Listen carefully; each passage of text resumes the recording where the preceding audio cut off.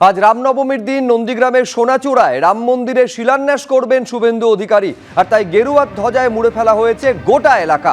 শিলান্যাসের পাশাপাশি পুজো পাঠ, যজ্ঞ, সংকীর্তনেরও আয়োজন করা হয়েছে। দেখতে পাচ্ছেন যে একেবারে সেই আয়োজন সম্পূর্ণ। শুভেন্দু অধিকারী আসবেন এবং তারপর শিলান্যাস করবেন, ভিত্তিপ্রস্তর স্থাপন করবেন। সরাসরি এই ছবি আপনারা দেখতে পাচ্ছেন, যেখানে পৌঁছে গিয়েছেন শুভেন্দু অধিকারী।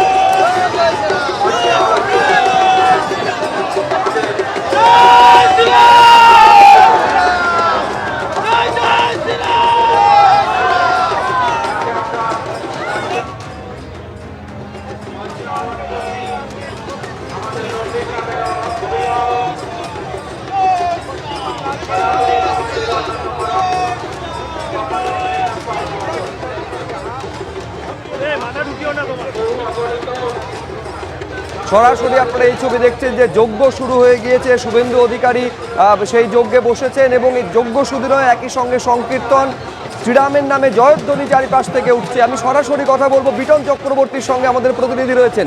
বিটন,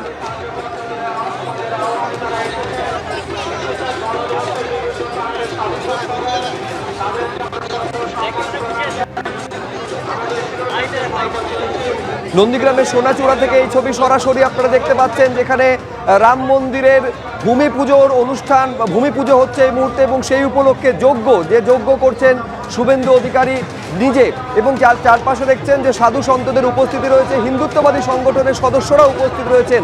রামনবমীর দিন এই ভূমি পুজো বা শিলান্যাস করা হবে, এটা আগেই ঘোষণা করেছিলেন বিরোধী দলনেতা। সেই মতো যজ্ঞ শুরু হয়ে গিয়েছে।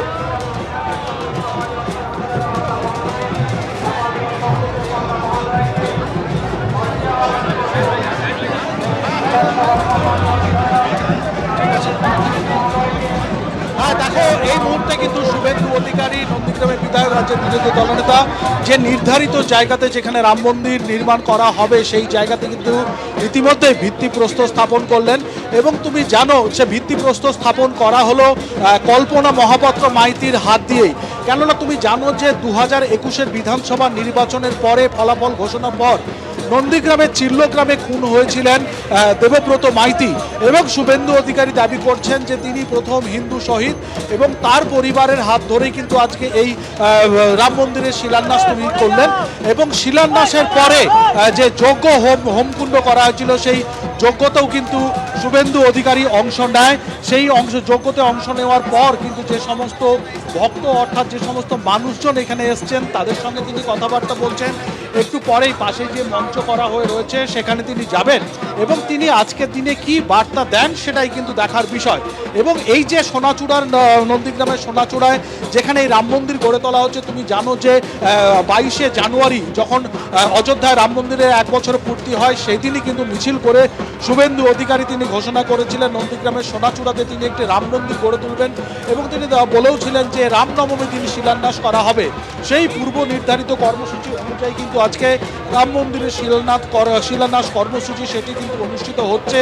শিলান্যাসের পাশাপাশি কিন্তু এখানে যজ্ঞ চলছে। তুমি দেখতে পাচ্ছ যে হোমকুণ্ড যেখানে করা হয়েছে, সেখানে শুভেন্দু অধিকারী যেরকমভাবে আহুতি দিলেন, একই রকমভাবে কিন্তু সেখানে যে সমস্ত ব্রাহ্মণ পুরোহিতরা এসছেন, তারাও কিন্তু এরকমভাবে একই সঙ্গে যে যজ্ঞ, সেই যজ্ঞতে অংশ নিয়েছেন। এবং বহু মানুষজন, বলা ভালো নন্দীগ্রামের বহু মানুষজন, তারা কিন্তু আজকের এই যে রাম মন্দিরের শিলান্যাস সেই অনুষ্ঠানের সাক্ষী থাকতেই কিন্তু তারা এসে এখানে ভিড় করেছেন। শুভ্রজিৎ, একেবারে এই ছবি আমরা সরাসরি দেখছি।